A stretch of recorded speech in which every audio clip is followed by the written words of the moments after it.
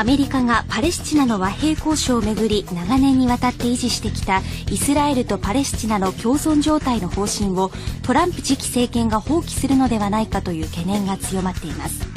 シリア情勢なども含めアメリカの中東政策の大転換につながる可能性も出てきました。はい、畑中さん。はい、このトランプ氏とそれから中東関係どうなるかということなんですが、この中東関係ではですね、先週国連が動きまして、イスラエルによる占領地にユダヤ人が入植、移り住むことについて、国連安全保障理事会が非難し、即時停止を求める決議案を採択しました。ただこの決議案は賛成が14、棄権が1と、棄権というのは取りも直さずアメリカでして、オバマ政権、拒否権という伝家の宝刀を使えば採択されなかったところ、今回それを使わなかったことで採択されました。で、オバマ政権はユダヤ人の入植についてはかねてから非難はしていたんですけれども、とは言いましてもこれまでアメリカはイスラエル寄りの姿勢を見せておりましたので、イスラエルがこの採択には猛反発をしています。たださらにややこしいのが、このトランプ次期政権は拒否権を使うべきだとこのように話しておりますし、今後イスラエルとの関係強化を図る方針ということで、このシリア情勢、それから過激派組織イスラム国への対処も含めまして、この中東情勢、トランプ氏を中心にしてますます複雑な状況を見せそうな、そんな感じなんですね。この辺先生、解き明かすとどういうことになりますか。まずイスラエル、トランプイスラエルの、入植活動はけしからんというのはアメリカの政府の立場だったんですけど、国連でそれを言うことはないだろうというので、いつもアメリカが拒否権を使って決議案を通らなかったんです。ところが今回はオバマさんが拒否権を使わないという決断をして通っちゃったんですね。で、それ自体はいろいろ問題もあるんですけど、それ以前に実はイスラエル側がもうぜひアメリカに拒否権を使ってほしいと、あるいはこのもう決議案自体を出さないでほしいということで、実はトランプ次期大統領にも働きかけてたんですね。で、オバマさんとして俺まだ大統領だろう、失礼だろうという感覚がちょっとあったのもあるんですね。ですからイスラエルのネタニヤフ首相とオバマさんも決して馬が合わないということで有名でしたけど、もう最後オバマさんがいい加減にしろって言った感じがちょっと出ましたね。なるほどね。トランプさんはどういう姿勢なんですか。トランプさんはですね、イスラエルに対しては、俺は支持するということを言ってるわけです。で、それはそれでいいんですけれど、トランプさんが任命した国防長官に任命したマティスさんという人は、イスラエルやりすぎだろうっていろんなところで発言してるんですよね。ですからトランプさんが言うことと人事がちょっとずれてる。で、トランプさんいろんなところでいろんなことを言ってカメレオンみたいなもんで状況に合わせて喋るんですね。で、絵が繋がらないんですよ。だから私に言わせるとカメレオンをカラーテレビの上に置いたような感じでいろんなところでいろんなことを言って何を考えてんだっていうのがまだ見えないというのが筋が通ってないと。筋が一貫してないんですね。だからどこに行っても受ける話をしてそれはいいんですけど。そうかそうか。こちら側で言うと、北朝鮮なんかについてもね、選挙中に金正恩と会ってもいいようなことを言ったじゃないですか。あんなのはどうなんですか。いや、アジア。で、北朝鮮はけしからんとも言ってるわけですね。で、オバマのやり方はけしからんとも言ってるわけです。で、確かに、彼はやっぱりビジネスマンで直接会って取引をすると。ディールだって言うんですね。俺にやらせてくればうまくいくんだと。パレスチナ問題ってうまくいくし、北朝鮮だってって、でもそう甘いもんじゃないだろうと周りの人はみんな思ってる。で、そこのところがちょっとまだ見えないんですよね。だから、周りは、とのご乱心あられぬようにって抑えかかってるという感じがあるんですね。もう一つ肝心の IS、プーチンさんにちょっと秋波を送ったみたいなね、感じもありまして、この辺はどうですか。だから IS に関しては、俺はガーンとやっつけるんだと言ってるんですよね。でも軍隊を送らないって言ってて、軍隊を送らなかったらやれないじゃないかと思うわけじゃないですか。で、プーチンさんとうまくやって、プーチンさんと協力して IS やっつけるんだって言ってるんですね。で、それはそれで筋があるんですけど、中東問題でもう一つはイランに対して、イランはけしからんからイランにもっと厳しくやるんだって。それはそれでいいんですけど、でも中東に行くとね、イランとロシアが同盟国なんですよ。だからプーチンさんを叩いて、プーチンさんと握手してイランを叩くというのはちょっとありえないんですよ。だから、もうみんな、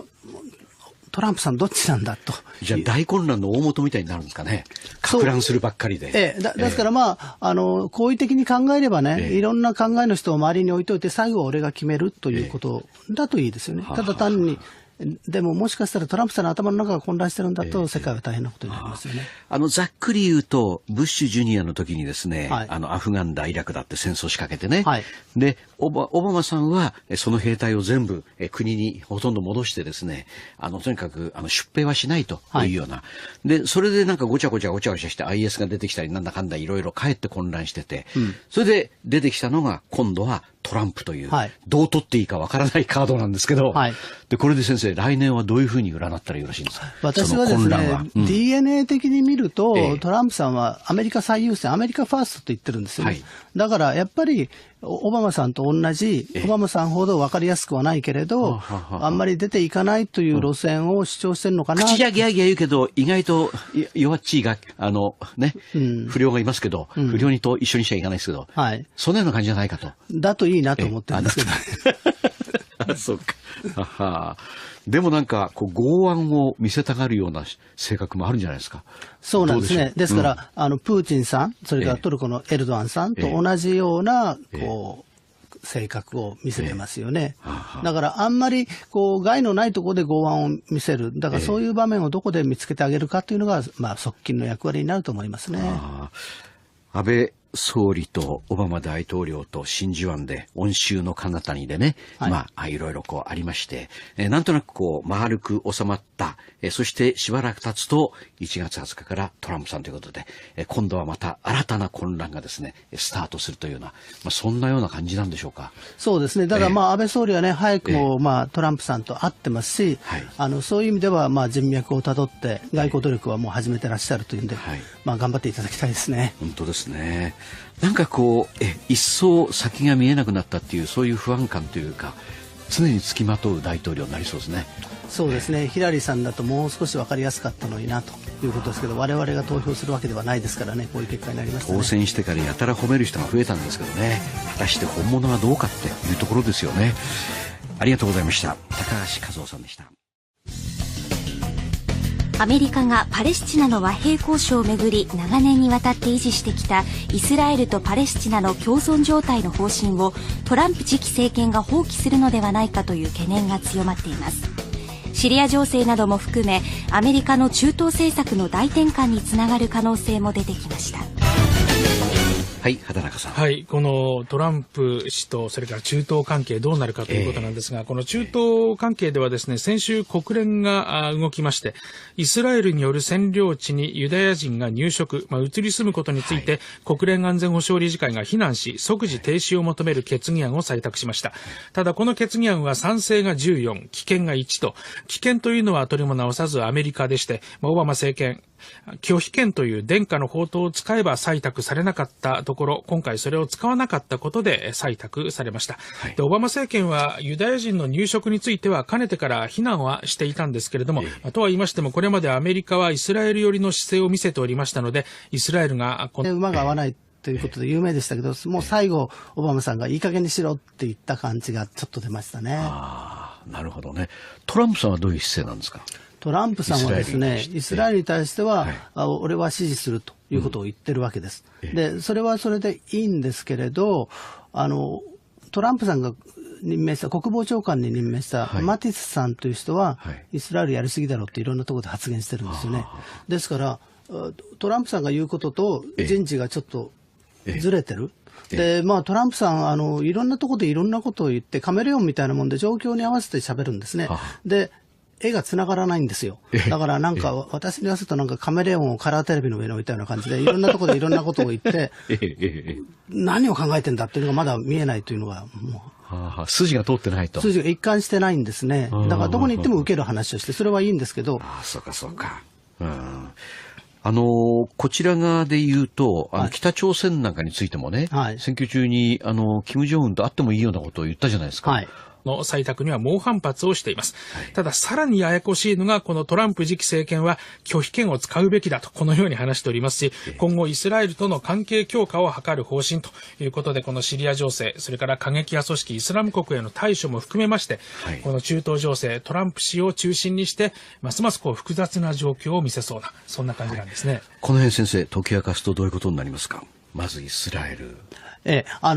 ランプイスラエルの、入植活動はけしからんというのはアメリカの政府の立場だったんですけど、国連でそれを言うことはないだろうというんで、いつもアメリカが拒否権を使って決議案を通らなかったんです。ところが今回はオバマさんが拒否権を使わないという決断をして通っちゃったんですね。で、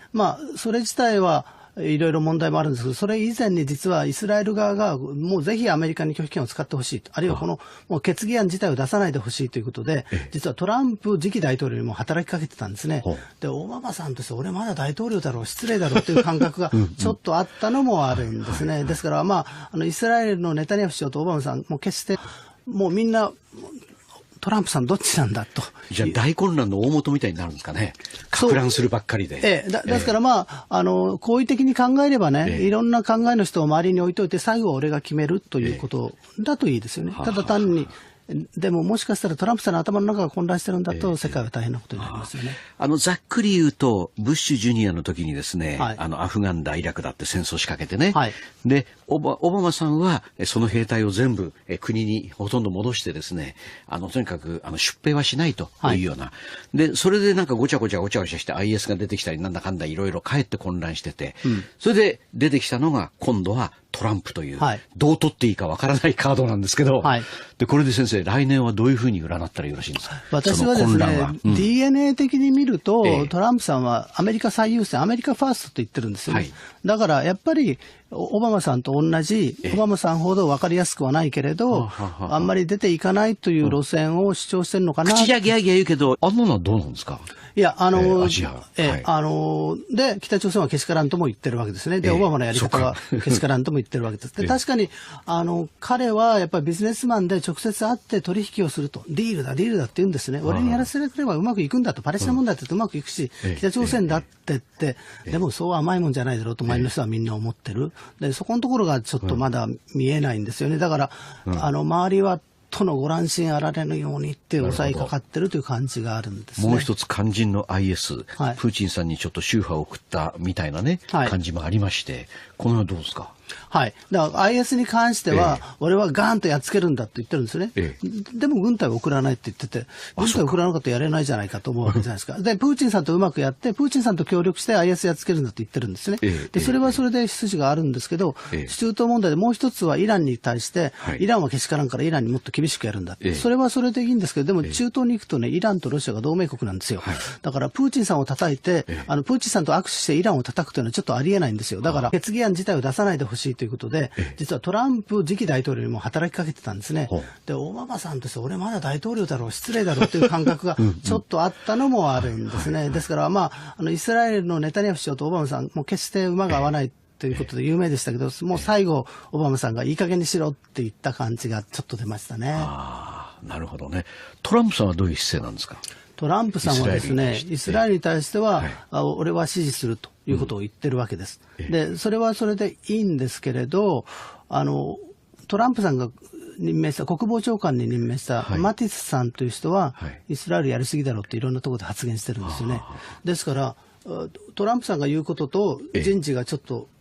ずれてる。で、トランプさんいろんなところでいろんなことを言ってカメレオンみたいなもんで状況に合わせて喋るんですね。で、絵が繋がらないんですよ。だからなんか私に言わせるとなんかカメレオンをカラーテレビの上に置いたような感じでいろんなところでいろんなことを言って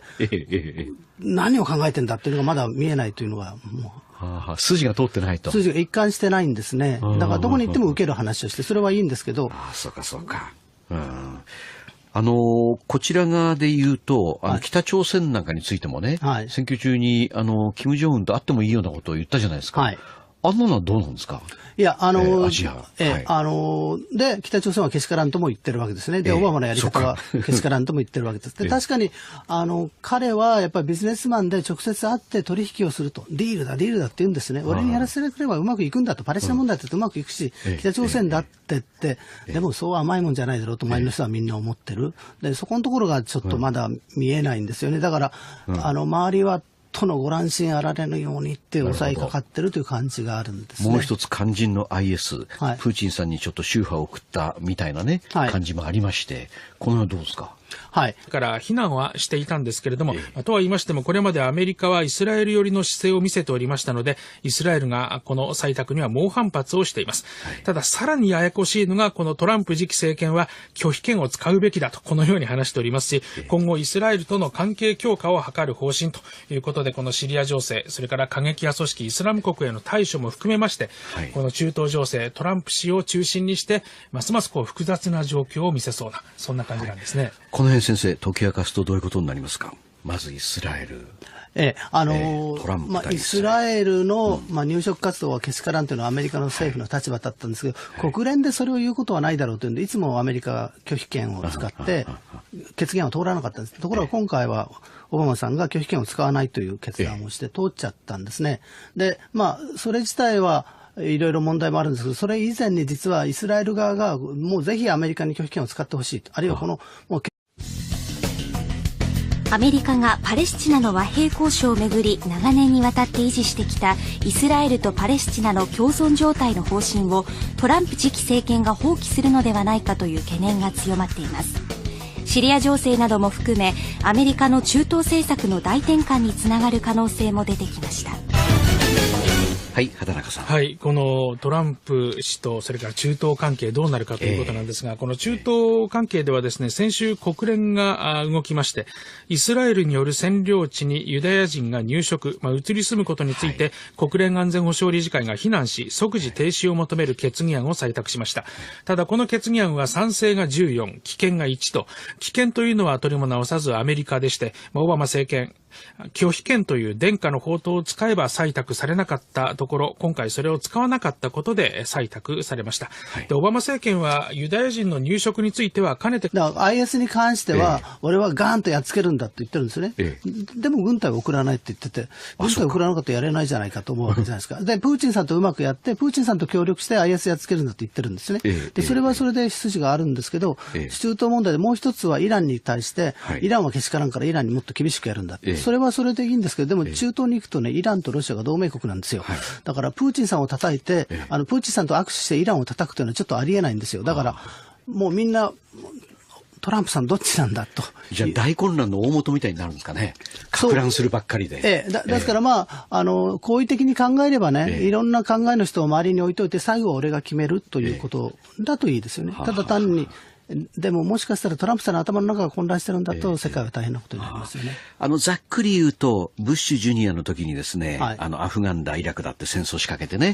で、オバマさんはその兵隊を全部国にほとんど戻して